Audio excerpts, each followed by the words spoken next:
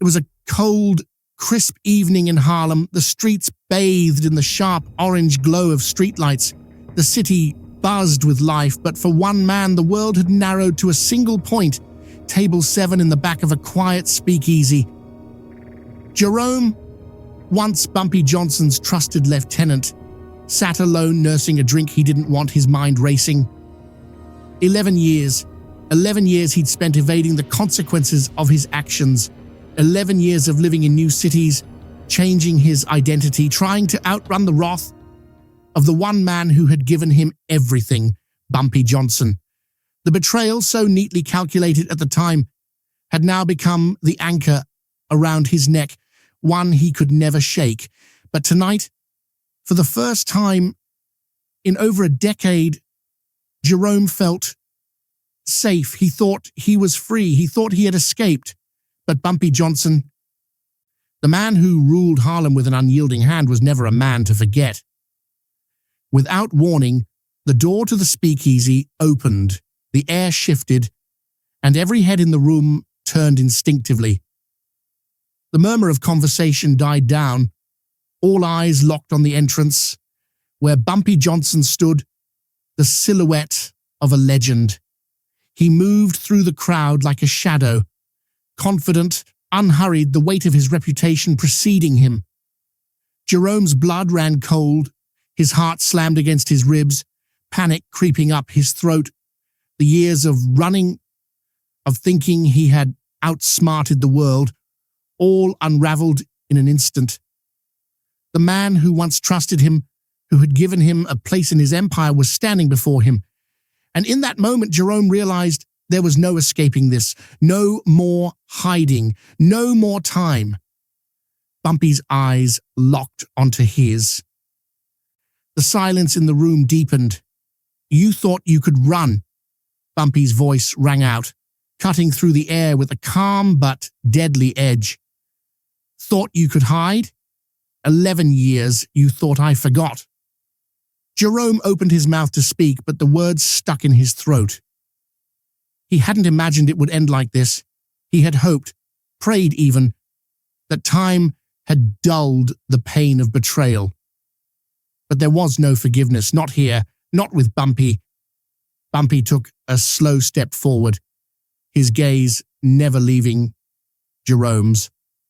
11 years, Jerome, he repeated, his tone heavy with finality, and now you're back in my sight.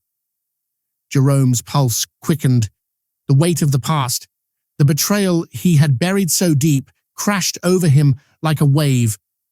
He had thought himself free, but now he was facing the consequences.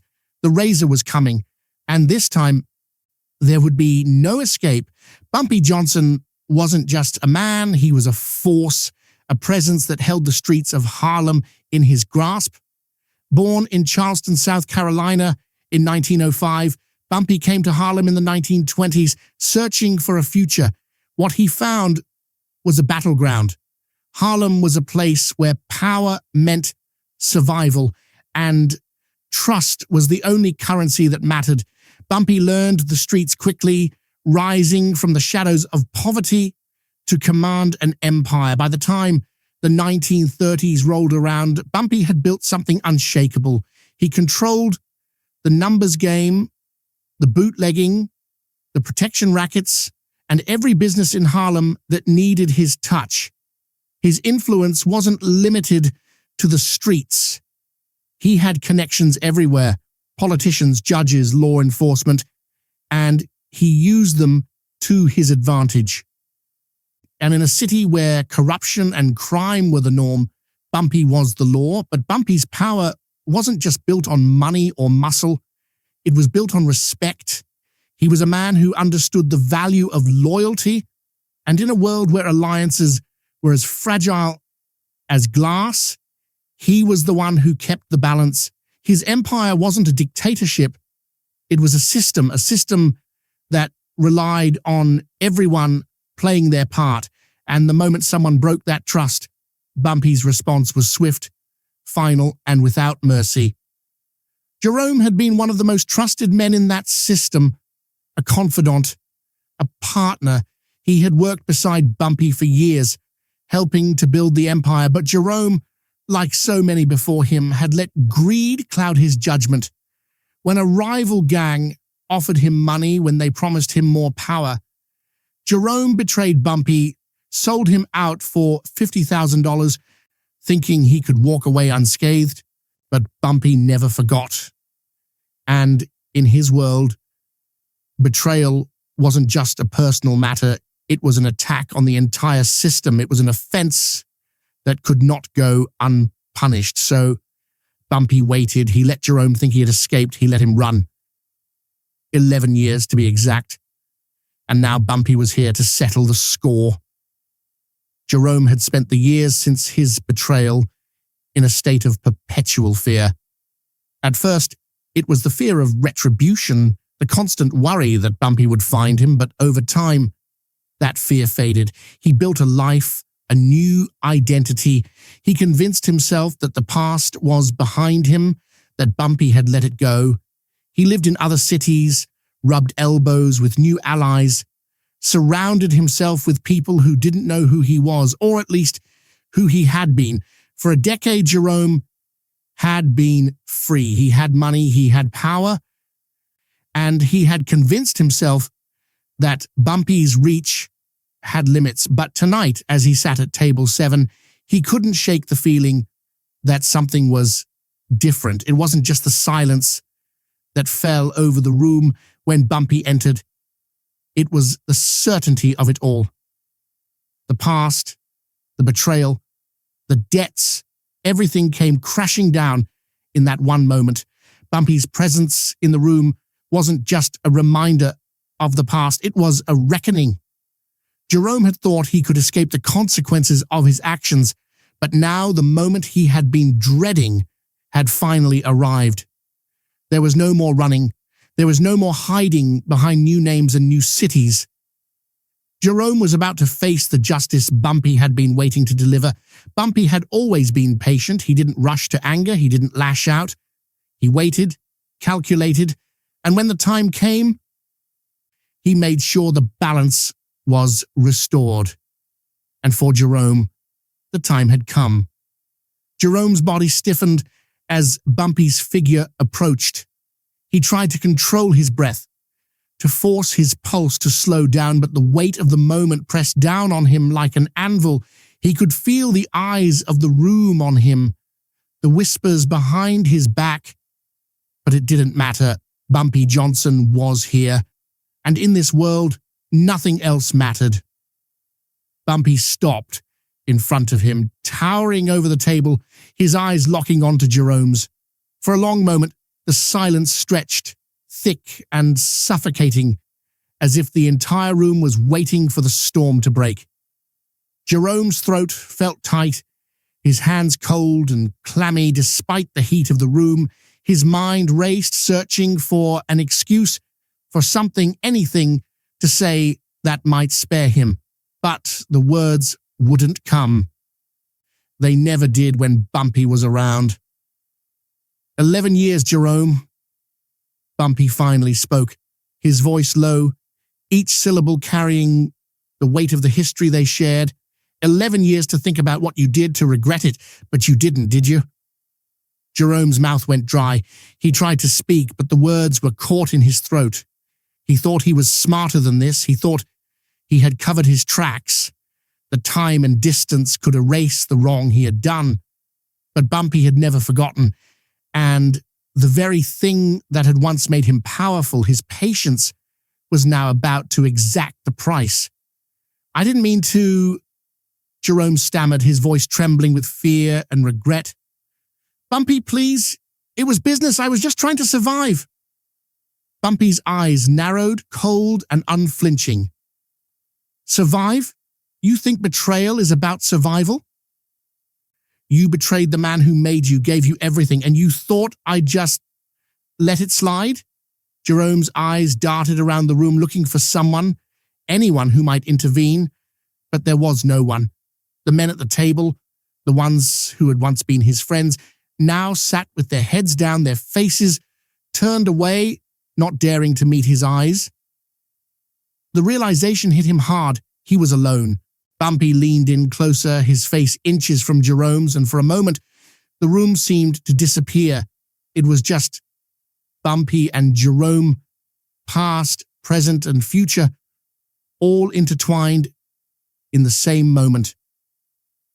"You sold me out to the wrong people," Bumpy said, his voice growing quieter, but no less menacing. "You thought a few dollars would buy you freedom, but freedom doesn't come cheap, Jerome. And tonight you're going to pay." A bead of sweat formed on Jerome's forehead, and for the first time in a long while, he truly feared for his life. He had seen Bumpy's wrath in action before. He had seen the consequences of crossing him, but never had he thought it would be him on the receiving end of that justice. Bumpy's hand moved to his coat pocket, slow and deliberate, like a man in control of everything around him. The room seemed to hold its breath as Bumpy's fingers wrapped around the cold steel of the razor. The razor, the tool of Bumpy's justice, had become as much a symbol of his authority as his name. It wasn't about violence for the sake of violence. It was about correction, a swift, final correction to restore balance. "Please, Bumpy," Jerome pleaded, his voice rising in desperation. "I didn't mean it. I thought I could make it right. Please don't." But Bumpy didn't stop. He didn't flinch. Without a word, the razor flashed in the dim light of the room. It moved so fast, so clean that Jerome barely had time to process the motion. The blade sliced through the air and into Jerome's wrist with brutal precision. The pain was immediate, the shock overwhelming. Blood began to spill, staining the white tablecloth beneath his hands. The crimson red of betrayal marking the price he had paid. Jerome gasped, his body jerking back as the blood poured freely from the wound. He stumbled backward, almost falling from his seat, his hand clutching his wrist in a futile attempt to stop the flow. His vision blurred, and for a moment he couldn't even focus on Bumpy anymore. His whole world had become the pain and the blood, everything he had feared, realized in one brutal instant. But still, Bumpy stood over him, calm and composed, the razor still glinting in his hand. The justice had been delivered. "You should have known better than to cross me," Bumpy said, his tone colder than the steel of the razor he held. "This isn't just about the money, Jerome. This is about respect. And you didn't respect me. You didn't respect the streets. And now you're paying the price." Jerome's breath came in shallow, panicked gasps. His body shook with pain and fear. The room remained eerily silent, save for the sound of his labored breathing and the soft drip of blood on the floor. The consequences had been swift, and now there was no running from them. Bumpy stepped back, his work done. The razor was sheathed once more, but the effect of its use lingered in the air. He turned and began to walk away from the table, his back to Jerome, his expression unchanged. The room didn't dare move, didn't dare speak. There was no need for words now. The message had been delivered loud and clear. Bumpy Johnson didn't need to say another word. He had restored the balance. He had enacted the justice that had been owed for over a decade.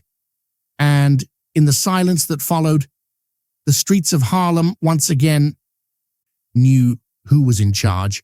Jerome's fate had been sealed, and the immediate aftermath was just as brutal as the moment of his reckoning.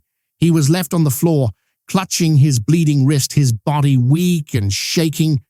But the room, Harlem itself, had already moved on.